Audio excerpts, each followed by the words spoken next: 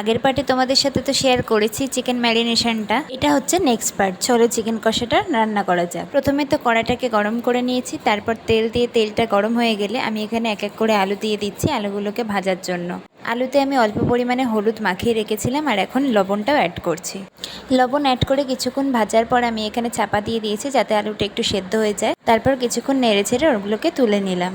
এইটুকু অয়েল বেঁচে ছিল আর তার মধ্যে আমি আরও একটু অয়েল অ্যাড করেছি। তারপর এখানে ফোড়নে দিচ্ছি এলাচ, লবঙ্গ, ডালচিনি আর হচ্ছে তেজপাতা। ফোড়ন থেকে সুন্দর একটা মিষ্টি গন্ধ উঠলে দিয়ে দেবো পেঁয়াজ। এখানে আমি পেঁয়াজ বাটা ইউজ করব, তো তোমরা তোমাদের মাংস অনুযায়ী এটাকে ইউজ করে নেবে। পেঁয়াজটাকে একটু নেড়ে ছেড়ে এখানে অ্যাড করব অল্প পরিমাণে চিনি। চিনিটা অ্যাড করার কারণ এখানে একটু বাদামি রং হয়ে যাবে পেঁয়াজটা, পরে এটাকে দেখতেও ভালো লাগবে। পেঁয়াজটা যাতে তাড়াতাড়ি নরম হয়ে যায় তার জন্য এখানে অল্প পরিমাণে লবণ অ্যাড করলাম। আর এরপর সব কিছুকে মিশিয়ে নিয়ে ভালোভাবে নেড়ে ছেড়ে নিতে হবে যতক্ষণ না বাদামি রং হয়েছে। এরপর আমি এখানে অ্যাড করলাম পেঁয়াজ, আদা, রসুন বাটা।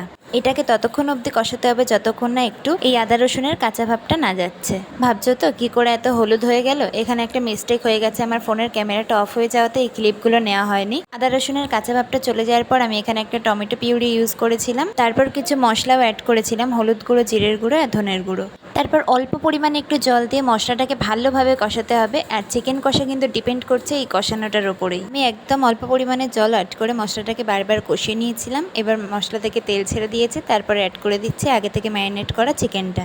যারা যারা চিকেন ম্যারিনেশনটা এখনো দেখোনি তারা তাড়াতাড়ি করে ভিডিওটা দেখে আস। ওকে, তো গ্যাসের ফ্লেমটা একদম কমিয়ে দিয়ে আস্তে আস্তে এই কষানো মশলাগুলোর সাথে চিকেনটাকে ভালোভাবে মিশিয়ে নিতে হবে। আর তারপর আমি একটু চাপা দিয়ে দিয়েছিলাম। এরপর এই চাপা দিয়ে রান্না করার প্রসেসিংটা চলতে থাকবে, কারণ চিকেন থেকেও একটু জল ছাড়বে আর মশলা থেকেও তেলটা বেরিয়ে আসবে। দেখো কি সুন্দর আমার চিকেন থেকে জলটাও বেরিয়ে এসছে। এরপর আমি আবার চাপা দিয়ে একটু আলুগুলো আর মাংসগুলো সেদ্ধ করার জন্য রেখে দিয়েছিলাম। চাপাটা খুলে এখানে অ্যাড করে দিচ্ছি লঙ্কার গুঁড়ো।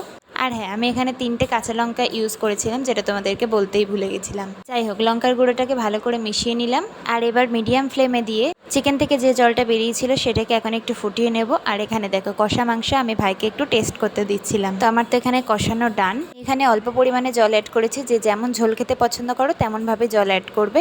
পর চাপা দিয়ে একটুখানি সেদ্ধ হতে দেবো আলুটাকে আর চিকেনটাকে।